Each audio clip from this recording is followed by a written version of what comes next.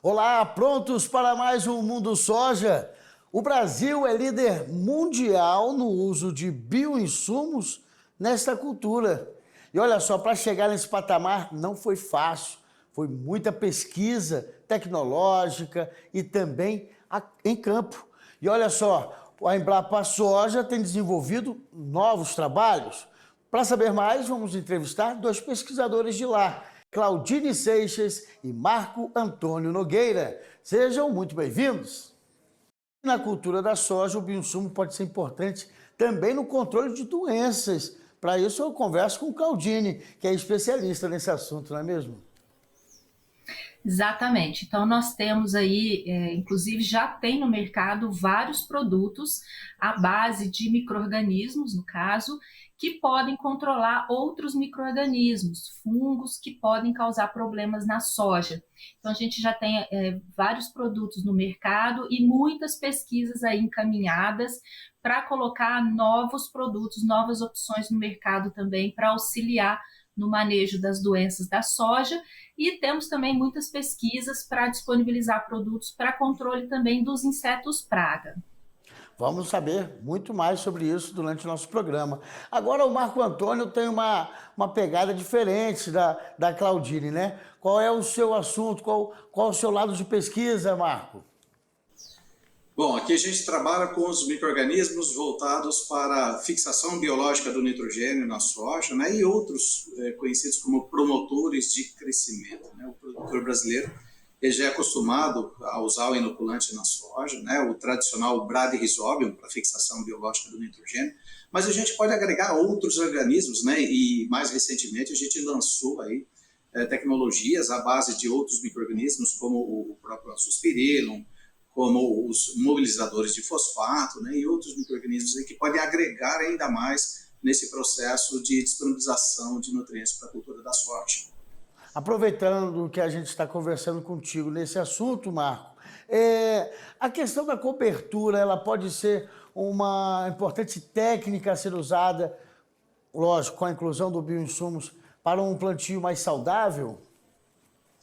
Sem dúvida, todo o bom manejo do solo ele é parte, né, do sistema de produção mais eficiente, né? Então não adianta a gente ter o melhor inoculante, o melhor fertilizante, a melhor semente, né, se a gente não tiver um bom manejo do solo, né? Então, como você falou, a questão de cobertura, né, de ter uma boa palhada para trazer as condições biológicas do solo para uma situação mais favorável, inclusive para os inoculantes que a gente vai colocar, né, ou os bioinsumos, como queiram, que a gente vai colocar no sistema de produção. Se a gente tem um bom manejo de solo, uma boa palhada, um bom sistema de plantio direto, de fato, né, tudo isso acaba agregando no sistema e otimiza ainda mais o potencial desses bioinsumos na lavoura. Claudine, quais seriam os piores inimigos aí no plantio da soja? Pensando em doenças, aquela que ocorre em todas as regiões produtoras e potencialmente pode causar perdas maiores é a ferrugem asiática, que é causada por um fungo. E aí nós temos outras doenças que também ocorrem, que às vezes são um pouco mais localizadas. Nós temos o mofo branco, que é causado por um fungo habitante do solo, mas que já não tem essa ocorrência tão generalizada. Temos a mancha-alvo, também causada por um fungo, uma doença bastante comum em muitas regiões. O oídio também é um fungo, também ocorre em diversas regiões, dependendo sempre das condições climáticas da safra. Então, é importante ressaltar isso. Nós temos doenças importantes, mas normalmente, para realmente ocorrer a doença, depende de uma condição que a favoreça. Então, se nós temos uma safra com uma pluviosidade menor, é provável que a gente tenha menos problema com a ferrugem. Aí, dependendo da região, podemos ter mais problema com o oídio.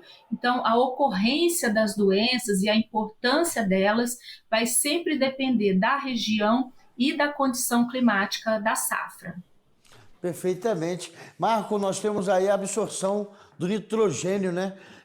Sendo fundamental para que haja um bom desenvolvimento do plantio e assim uma produtividade esperada pelo produtor. Isso mesmo, o nitrogênio é o nutriente exigido em maior quantidade pela cultura da soja, né? Para você ter uma ideia, para cada tonelada de grãos de soja, a gente precisa mais de 80 quilos de nitrogênio que a planta forneça ali para conseguir produzir essa 1 tonelada de grãos, né? E a gente consegue suprir a maior parte disso via fixação biológica do nitrogênio, né? E nós somos exemplo para o mundo em termos de capacidade de usar um insumo biológico que hoje é utilizado em mais de 80% das áreas de produção de soja do Brasil, né? E suprir praticamente toda a demanda de nitrogênio que a planta necessita, mesmo para altos níveis de produtividade, né? Então, só que a gente não pode esquecer de um detalhe, né? Nós estamos trabalhando com um insumo biológico, um organismo vivo, e para que ele trabalhe bem para a gente precisa dar condições para que ele sobreviva, né? E aí um bom manejo de solo, as boas práticas de inoculação, os cuidados na hora de fazer a inoculação, acabam contribuindo para somar nesse processo de fazer uma parceria eficiente com a planta para que a bactéria consiga entregar o nitrogênio demandado para ela, né? E aí a gente volta àquela conversa inicial lá de um bom manejo de solo, uma boa cobertura, né? Aplicação de inoculante em quantidade e qualidade adequados, né? Tudo isso vai fazer diferença lá no sistema de produção. O sistema de irrigação também é importante o produtor ter atenção, né? Porque ela vai contribuir para que esse ciclo possa ocorrer no plantio. A questão de irrigação, ela vai favorecer em determinadas etapas no sistema de produção, como, por exemplo, para socorrer, né, na situação de eventuais déficits hídricos, né? E claro que isso, trazendo umidade no solo, vai também contribuir para o insumo biológico, né? Por exemplo, é comum, às vezes, a gente encontrar um atraso na formação dos nódulos na soja, quando a gente faz a semeadura e na sequência entra um veranico, né? E o solo já estava lá com pouca umidade, a gente vinha naquela expectativa de vir uma chuva na sequência, e essa chuva às vezes não vem, né? E aí a soja começa a germinar com aquela umidade que tem, as bactérias estão ali inoculadas nas sementes ou foram inoculadas no suco, né? E naquele ambiente de restrição de umidade, ela vai atrasar a nodulação da soja, né? Então, assim, isso demonstra para a gente que o ambiente não estava o mais favorável, né, para fazer o processo de semeadura. Então, assim, para que a gente tenha sucesso, para que a gente comece bem a lavoura, né, a gente tem que estar certificado de que a umidade no solo ali encontra-se em níveis adequados e para que não só ocorra uma boa germinação, mas também a interação da bactéria com a planta seja favorecida também, né, no processo de simbiose, né? Se eu tiver condições de fazer socorrer com uma irrigação, bem, mas a grande maioria dos sistemas de produção brasileiros não envolvem irrigação, né? Então a gente tem que estar bem preparado, né, para contar com a ocorrência natural de chuva e aí volta a frisar novamente, passa por um bom manejo de solo também. Tá certo. Claudine, como eu falei no início, até o ponto que vocês estão da pesquisa do uso de bioinsumos no plantio de soja, foi um processo longo, né? Foram muitas pesquisas, muita tecnologia aí investida pelos técnicos da Embrapa. Agora, como é que seria isso? Ela obedeceu fases, né? Esse controle biológico teve que obedecer algumas etapas, né? Quais foram? Sim, na verdade, quando alguém vai fazer um trabalho com controle biológico, precisa buscar esses micro-organismos, né? Nós, por exemplo, na Embrapa Soja, em outras unidades da Embrapa, temos diversas coleções já de micro-organismos. Então, nós vamos buscar nesses bancos micro-organismos que possam auxiliar no controle. Tem que definir um alvo, para qual doença, para qual praga, qual é o meu objetivo, e conduzir testes em laboratório buscando verificar o potencial de micro-organismos para fazer alguma dessas funções, promoção de crescimento, controle biológico de alguma praga, de alguma doença. Então, é a fase que a gente chama de prospecção, é verificar, é buscar num grande número alguns que possam nos auxiliar nesses processos. Então, tudo começa no laboratório e, uma vez selecionado esse micro-organismo, ele a gente passa a testá-lo em plantas, em casas de vegetação, ainda no ambiente controlado, e posteriormente, então, isso é levado a campo, porque às vezes pode acontecer de ter um resultado bom numa condição controlada, e quando a gente leva para o campo, quer dizer, para o ambiente mais parecido, né, onde ele vai ser utilizado depois, pode não funcionar tão bem. Então a gente tem que passar por essas etapas, os estudos em laboratório, estudos em casa de vegetação, aí já em plantas, e também depois os estudos a campo. Claudina, eu imagino que seja importante que o produtor, assim que perceba que a plantação está dando sinais de doença ou de invasão de algum inimigo, é importante que entre em contato com os institutos de agropecuários do estado, com a própria Embrapa Soja, com vocês, para que possam entrar já com vamos dizer assim, com antídoto, né? com um remédio, porque a plantação toda pode ficar comprometida, né? Sim, vai depender muito do que estiver ocorrendo, mas muitas vezes o agricultor já tem um histórico, ele já sabe o que pode ser mais crítico ali na lavoura dele, e ele às vezes já está com um certo preparo para enfrentar aí esses desafios. Lembrando que às vezes um produto biológico ele pode funcionar bem diferente de um produto químico. Então, às vezes, dependendo do produto que ele vai utilizar, é preciso observar qual é a recomendação do fabricante daquele produto em relação ao momento de utilização. Então, a gente deve pensar o seguinte: o produto biológico, para controle, por exemplo, de pragas, de doenças, ele é uma ferramenta a mais para auxiliar no manejo dessas pragas, insetos, doenças, enfim. Então, a gente precisa saber direitinho como colocá-los no sistema, em que momento ele vai ser utilizado, para a gente conseguir um bom resultado. Os pesquisadores da Embrapa Soja, Marco, têm entendido que o uso do bioinsumo tem sido mais recorrente, ou ainda tem muito produtor resistente a essa técnica, achando que não estaria aí talvez uma boa produção no futuro, e assim preferem os químicos ou os adubos naturais, mas sem ser o bioinsumo em si? Bom, tem havido nos últimos anos, principalmente agora com o lançamento do Plano Nacional de Bioinsumos, né, pelo governo federal, também tem havido uma ampla adoção de produtos biológicos na agricultura, não apenas brasileira, mas também na agricultura mundial, né? Essa é uma tendência mundial, né?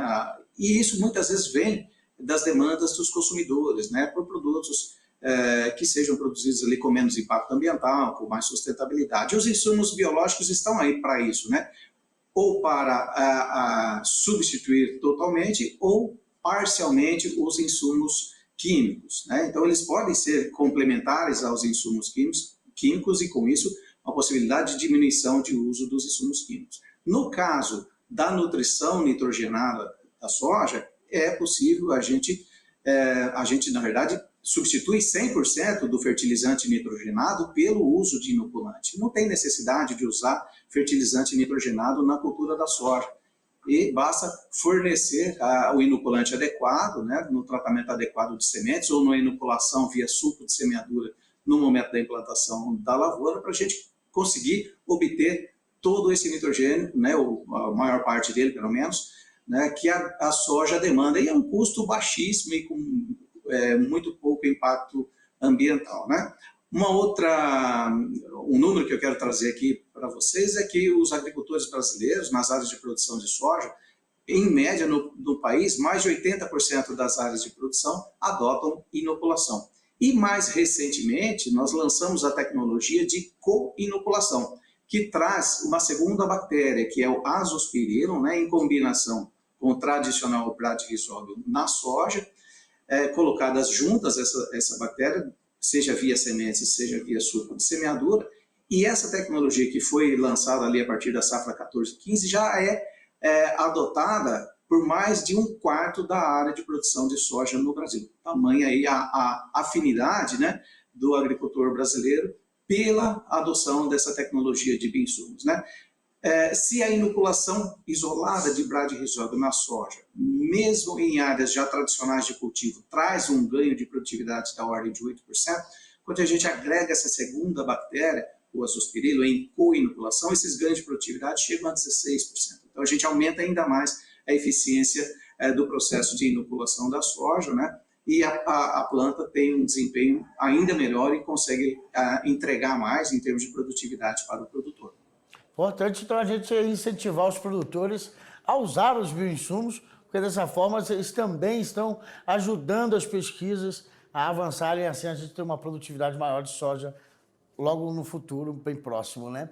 E, Claudine, eu acho interessante que também no trabalho de vocês, que tem a publicação, quem tiver interesse pode entrar no site da Embrapa, lá tem toda a publicação digital, quem quiser também impressa pode estar adquirindo através da Empresa Brasileira de Pesquisa Agropecuária, mas eu achei interessante que vocês colocam que tem um outro termo, né? Tem o bioinsumos e o bioprotetores, né? Nessa questão dos bioprotetores, será que não poderia criar aquele vício, por exemplo, de tanto você aplicar um remédio, aquele terreno, aquele local fica viciado, e já tem até um antídoto para não, digamos assim, aquela praga não morrer com aquele remédio, tiver que aplicar um outro tipo? O bioinsumos evita esse tipo de situação? Olha, a gente não tem relato de resistência de alguma praga, de algum fungo a um insumo biológico. Assim como há uma variabilidade dentro da população do patógeno, do inseto praga, também há uma variabilidade dentro da população desse inimigo natural ou desse micro-organismo utilizado para controle biológico. Então, nós não temos nenhum relato dessa natureza. E quando um produto biológico é desenvolvido, também é tomado cuidado de utilizar micro-organismos que não vão causar nenhum outro malefício, seja a saúde humana, a saúde de outros animais, ou mesmo causar uma enfermidade na planta. Então, todo esse cuidado é tomado para que aquele produto só tenha efeito sobre aquele alvo, ou pelo menos seja um efeito mais restrito. Então, a gente não tem relato nenhum desse tipo de problema, pelo menos até o momento. Mas a gente não espera mesmo que tenha em função disso, né? Dessa variabilidade que já existe, tanto dentro da população da praga, do patógeno, né? Daquele que causa problema, quanto também da população do inimigo natural, do agente de controle biológico. Acredito que vocês imaginem também que os telespectadores vêm com as maiores perguntas, assim, que mais inimagináveis, né, vamos dizer, porque a gente recebe cada dúvida, mas a gente está falando de bioinsumos e eu acho interessante replicar uma pergunta de um telespectador que perguntou: e o que é bioinsumos? Essa pergunta vai para os dois, mas cada um sabe da sua área onde ela vai ser melhor respondida. O bioinsumo, Marco, ela realmente pode ser uma resposta eficaz, se bem usada? Sem dúvida, ele já é uma realidade, né? Ele não é uma promessa, ele já está aí, ele está para ser utilizado. Como eu bem disse, para suprir nitrogênio para a soja, a gente fornece 100% substituindo o fertilizante nitrogenado, né?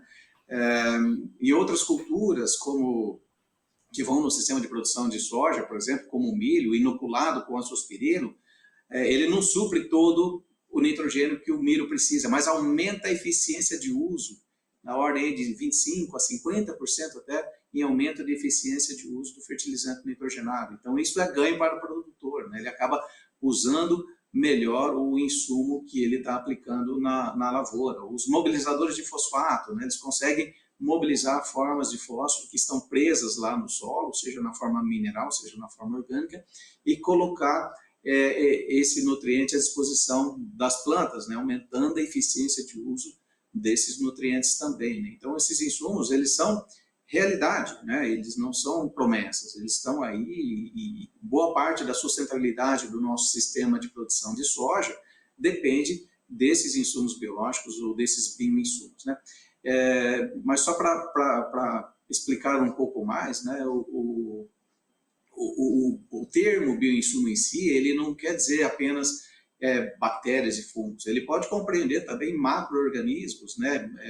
parasitoides, né, que são usados no controle de pragas, outros ácaros predadores, né, de outros ácaros ou de outros organismos, extratos de plantas, né, vírus, né, todos esses são insumos biológicos, né, ou mesmo extratos de micro-organismo, alguma molécula ali importante que causa algum efeito no metabolismo da planta, né, sendo também derivado de um organismo vivo, é também considerado como um bioinsumo.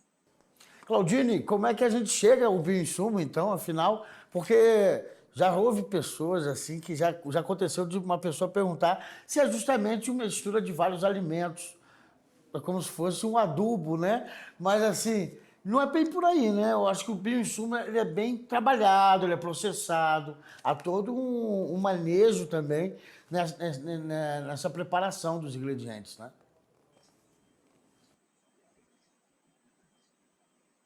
Ou tecnologia de origem animal, vegetal ou microbiana, quer dizer, ele tem origem em algum ser vivo. Como o Marco bem falou, pode ser uso diretamente de um micro-organismo, pode ser um macro-organismo, que a gente tem insetos que controlam outros insetos, ácaros que controlam também outros insetos praga. Então, mas enfim, é algo que vem de algum ser vivo, um extrato de uma planta, um óleo essencial. Então, esse bio vai significar aí que é um produto vindo tem uma origem em algum outro ser vivo. Então, não é aquela mistura dos alimentos que vai gerar ali um composto, ok, isso também não deixa de ser, de certa forma, um bioproduto, né? Um composto de origem vegetal, no caso, né? Mas, quando a gente está falando hoje, né, desses outros bioinsumos, nós estamos falando de produtos que foram obtidos à base de pesquisa e tal, e colocados no mercado para esse uso mais amplo. Então, aquela mistura de vegetais, de restos aí de alimentos e tal, isso pode ser realmente utilizado. Fazer um composto e utilizar também como uma forma de adubação. Mas hoje nós estamos falando desse outro tipo de bioinsumo, vamos dizer, esse que então, estudado, buscado na natureza e transformado num produto que possa ser comercializado e é colocado à disposição de todo produtor que se interessar por ele. Eu trouxe essa questão à tona porque foi, inclusive, um agricultor familiar, perguntando justamente porque o uso do bioinsumos tem sido muito relacionado à questão de baixo investimento, né? Porque os preços dos fertilizantes estão caros e tal. Há essa relação realmente? O bioinsumos necessita, pelo contrário, de um alto investimento ou é uma alternativa para o pequeno produtor? Isso vai depender. Nós temos muitos produtores de sistema orgânico, produtores familiares, que também produzem ali ou esse composto, né? Nós temos o bocashi, enfim, bioinsumo acabou ficando um termo muito amplo. Então, tanto a gente tem aqueles produtos obtidos por empresas, como a gente tem a possibilidade também do produtor orgânico, do produtor familiar, obter aí os micro-organismos eficientes. É outra estratégia, é outro tipo de bioinsumo, vamos dizer assim. E esses até podem ser mais acessíveis. Agora, aquele produto que foi estudado uma formulação, enfim, para ser colocado no mercado, ele tem muitos estudos por trás disso. Então, é mais importante que ele seja utilizado vindo lá do comércio mesmo, né? Às vezes, né, a gente tem essa questão aí de muitos quererem produzir, né, esses produtos na propriedade, e isso pode representar um risco, porque pode crescer ali naquele ambiente outros micro-organismos que não são aqueles benéficos. Então, a gente precisa separar tudo isso. Então, tem aquele produto que hoje é comercial, mas também existem aquelas estratégias que os produtores familiares já utilizavam, um extrato de uma planta, alguma coisa assim, que seria também considerado um insumo, mas ele é de uma outra natureza, né? Então, a gente precisa separar um pouquinho aí esses assuntos. Marco, vamos continuar com essa questão dos pequenos produtores. Eu acho que a população está crescente nessa área no Brasil, né? Um setor que realmente cada vez mais, tanto as pesquisas agropecuárias vêm estimulando o plantio em pequenas áreas, né? E com alta produtividade, né? O que gera renda para quem planta. O uso do bioinsumo precisa ser mais popularizado. Eu acho que assim, as pessoas ainda faltam um pouco do conhecimento do que se trata o bioinsumo e assim não têm usado com frequência no plantio. Bom, isso depende muito cada caso é um caso, né? A gente vê casos ali de sucesso e amplo uso de insumos biológicos na agricultura. Como eu disse, tem uma ampla tendência, não só no Brasil, como mundial também, pela adoção de insumos biológicos cada vez maior. Isso é uma demanda da sociedade, né? Por produtos mais que tenham menos impacto ambiental, que sejam mais sustentáveis, e isso vem aumentando não só no Brasil, como no mundo como um todo, né? E o uso de bioinsumos, ele não é restrito para pequenos produtores, existem produtores em fazendas altamente tecnificadas que usam insumos biológicos, e principalmente quando a gente fala, no caso da soja, por exemplo, né? O inoculante na soja é um grande exemplo disso, né? Seja em propriedade pequena, seja em propriedade grande, ele é plenamente aplicável, né? E ele é de fato adotado, né? Mas um aspecto importante, como bem lembrou a colega Claudine, é prezar pela qualidade desse produto, né? Desses produtos, para entregar o que eles prometem, é preciso, né, que a gente garanta que o micro-organismo desejado de fato esteja lá, né? Então, muitas vezes, algumas iniciativas de tentar produzir o insumo na propriedade não consegue obter um produto com a qualidade necessária para entregar aquilo que nós esperamos dele, né? Então, o controle de qualidade é fundamental. E não é simples produzir um insumo biológico. Não basta, na maioria das vezes, multiplicar a célula do micro-organismo. É preciso colocar no meio que dê a ele condições de sobrevivência, de aumentar a sua eficiência quando aplicado no campo, né? E muitas vezes isso é desenvolvido industrialmente. Não é simples assim a gente querer fazer isso na propriedade e chegar a algo que tenha a qualidade suficiente para entregar, né, aquilo que a gente espera dele, seja para controle de pragas, seja para controle de doenças, ou seja, como inoculantes, né? Então, a palavra-chave que a gente sempre deixa claro aqui para o uso de insumos biológicos é qualidade. Tem que ter concentração mínima, pureza e garantia de que aquele micro-organismo de interesse que a gente quer aplicar na lavoura, ele esteja lá de fato no insumo biológico. E isso só é possível obter com controle de qualidade estrito durante o processo de fabricação desse insumo biológico. Bom, na esperança aí de ter levado um pouco mais de conhecimento sobre os bioinsumos, o uso deles no plantio da soja, eu termino por aqui agradecendo a presença dos pesquisadores da Embrapa Soja, Claudine Seixas e Marco Antônio Nogueira. Muito agradecido aí pela atenção com o nosso canal AgroMais e também com o telespectador, que lá do outro lado fica ansioso, querendo então aprender um pouco mais sobre o que está sendo feito na tecnologia agropecuária. Muito obrigado pela atenção. Obrigada.